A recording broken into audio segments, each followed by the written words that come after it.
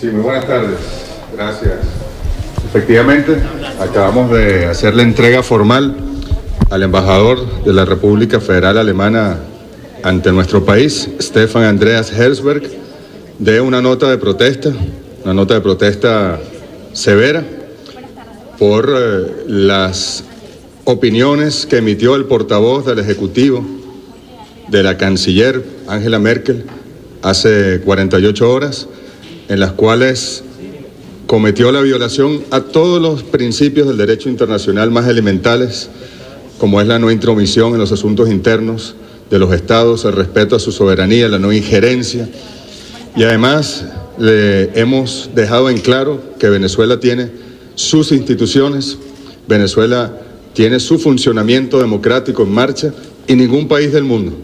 ni Estados Unidos, ni ningún país de la Unión Europea, ni del mundo entero, tienen absolutamente ninguna responsabilidad ni ningún derecho a inmiscuirse en los asuntos internos de la República Bolivariana de Venezuela. También le dejamos en claro que la Asamblea Nacional Constituyente más bien lo que ha hecho es neutralizar a la violencia, pacificar al país. Desde el 31 de julio nuestro país está en calma. La oposición política venezolana desistió de su estrategia violenta, de los llamados, de todo lo que vivimos durante 120 días, que no dejó sino muerte, destrucción, dolor, lágrimas en el pueblo venezolano. La oposición política venezolana, tras la abrumadora cantidad de venezolanos y venezolanos que salieron a votar el día 30 de julio, desistió, ojalá que para siempre, de la vía violenta, de la violencia política,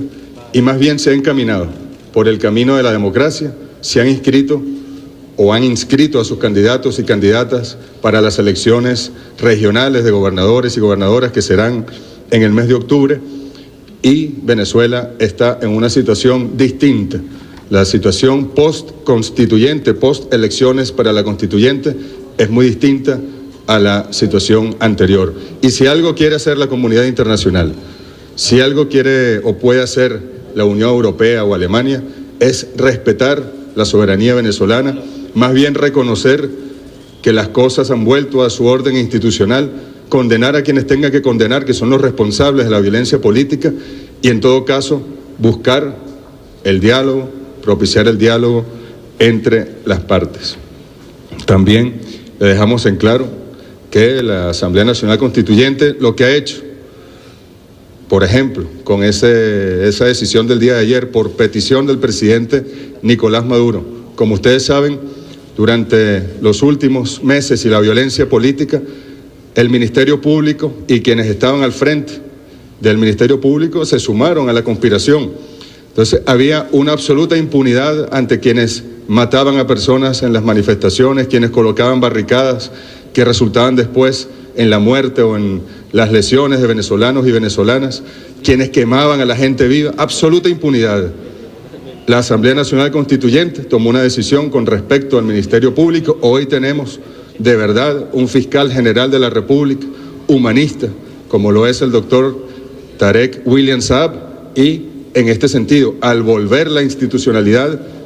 los casos que habían tenido que ser llevados a la jurisdicción militar ante la impunidad reinante y la inacción del Ministerio Público, bueno, por petición del presidente Maduro y decisión de la Asamblea Nacional Constituyente, en conversaciones con el Tribunal Supremo de Justicia,